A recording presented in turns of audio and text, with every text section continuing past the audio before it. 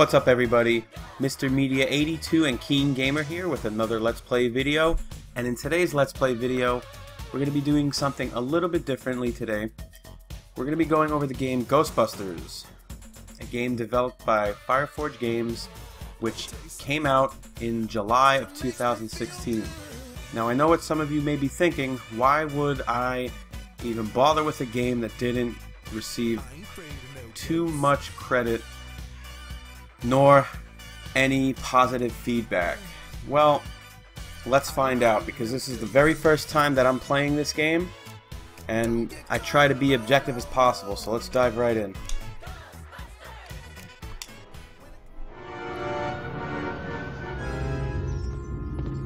Man, Aaron and Abby are my heroes.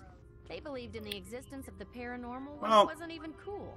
Just looking at the cutscenes, I can tell you that, you know, it doesn't look too bad. Every game needs to have a distinctive art style, that's for sure. Check this photo they just sent. Holy trap! I recognize those ghosts they caught. They're all famous assassins.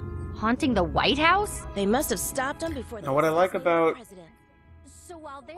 the initial presentation here is that you obviously have two female Ghostbusters, and I'm assuming you're going to have two male Ghostbusters.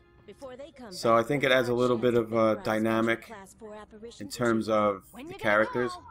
And that's generally a good thing, and there's your second male character. You better not be sweating because you forgot my crab rangoon. It doesn't seem like it stays true to the new movie or the earlier movies with Dan Aykroyd, Bill Murray, Harold Ramis, and Ernie Hudson. Let's go ahead and skip this and see what we have to do. Can we lift your spirits? Yes, please. My name is... Guys, if you hear any noise in the background, those are just my kids giving my wife a direction of some sort. They like to watch movies in the morning, kind of unwind, but that shouldn't bother the video too much. Let's go ahead and skip this. I'm going to continue to skip the cutscenes and dialogue in case any of you are actually interested in playing the game after the video is over. But let me know what you guys think in the comment section down below. Okay, so there are 1, 2, 3, 4, 5, 6 levels. I think we gotta go to Aldridge Manor. Okay. 4-player co-op, it looks like. I'm gonna pick the player that looks a little bit like me, but the one that is balanced, and it looks like this guy right here is the most balanced one. So we're gonna play with him. I have to say, I do like the animation. You know, that little cel-shaded look does kind of give it a little bit of charm. I think the dialogue that we've seen so far is very typical and cliche, but that's okay. Not every game needs to be perfect in that area. So, as you can see, it's a top-down, dungeon-esque sort of game, similar to like Diablo, Dead Nation, or even the older Ghostbuster game Sanctum of Slime. The left analog stick is going to allow you to move. The right trigger is going to use your protons. The left trigger is going to throw grenades. That's weird. The X button is going to allow you to dodge. Y does nothing, B does nothing, and A does nothing.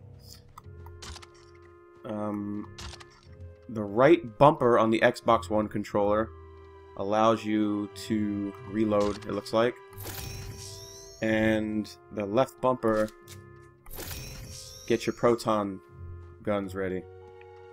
Gotta make sure we don't cross the streams for those that watch the original Ghostbusters movies. Okay. So far, I mean, I can't really see where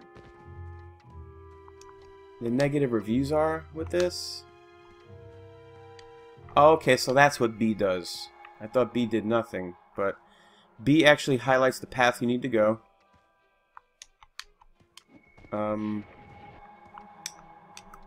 How do you open doors? Let's see.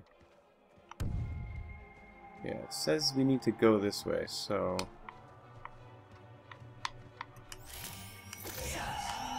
Okay, so the D-pad actually does something.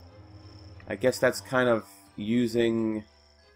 Forgive my ignorance, guys. I forget what this device is.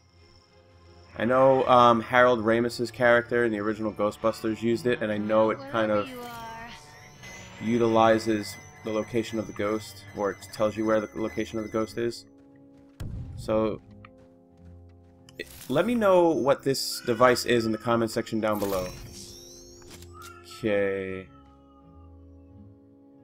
You can fire currently selected weapons by pressing RT. Yeah, I think we figured that out already. Now, I don't really see anything wrong with the graphics, guys. And I know that was one of the biggest problems. Story doesn't seem to be a real issue for me either. It's a typical, you know, story. It's nothing really... Nothing really extravagant, but nothing too terrible either. Let's see what we got here. Alright, let's go ahead and kill these skeletons. Oh no. Oh, there's cooldown? That's kind of... I guess that's okay. A little disappointing. I don't remember that being the case in Sanctum of Slime, which, right off the bat, I can tell you is a superior game. You know, it follows the story of the older Ghostbusters with a new generation, and that's always dope, I think, you know.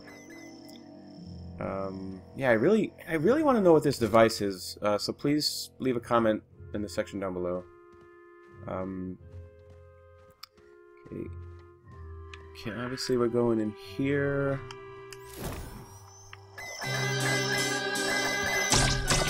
Interesting. Okay, so I can tell you right now that I feel a little bit bored with the game, and the reason why is the action doesn't seem as intense as some of the other games in its class, particularly, you know, games like Diablo or obviously Ghostbusters Sanctum of Slime. The overheating of the weapons really takes away from the action because you have to stop. So it would be beneficial to have 3 more competent players to go along with you. I do like the variety in weapons that each character has. But other than that, it's really a hit or miss in terms of who this game is geared towards. Definitely, I would think that the Ghostbusters fans would like it. So, yeah, that's pretty much who this game is geared towards. But if you're a fan of the series, not the series, excuse me, the this style of gameplay, I would definitely say that it's worth a look. Okay, this proton.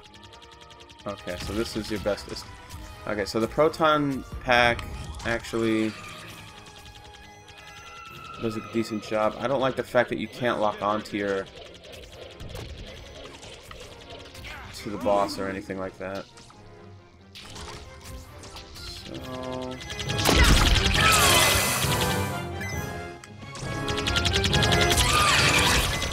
I would have preferred the controls to of Dead Nation, because with the controls of Dead Nation you can use the right analog stick to utilize your weapon, and it allows for more precise aiming and firing at enemies. This is very it's a little difficult to maintain the direction you want to shoot in. That much I'll say. Got something gruesome to show you. So that's another negative for it. The sound, I love it.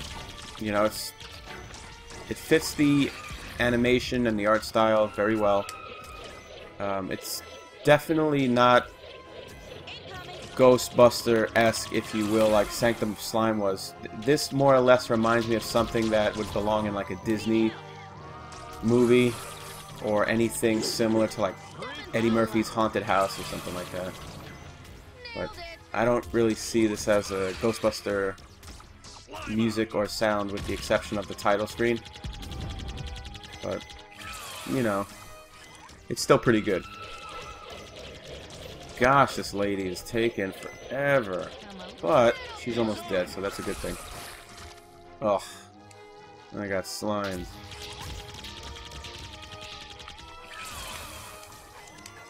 I'm getting hacked up by these books.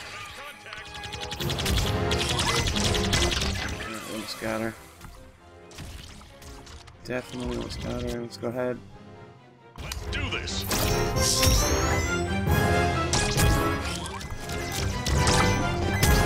Proton wands.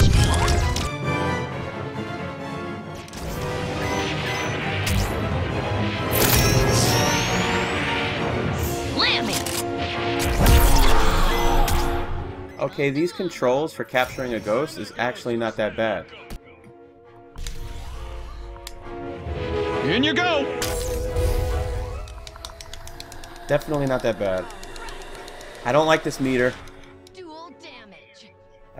Definitely don't like the meter, but I can see where it's useful because, you know, I guess the further in the line that you get, you know, the greater the multiplier. That's not too bad. Well, overall, right now, I don't really know how to feel about the game. I do like the animations and the cutscenes. I do like the sound and the music, although it does not really match the type of game that it is in terms of its IP. Yeah,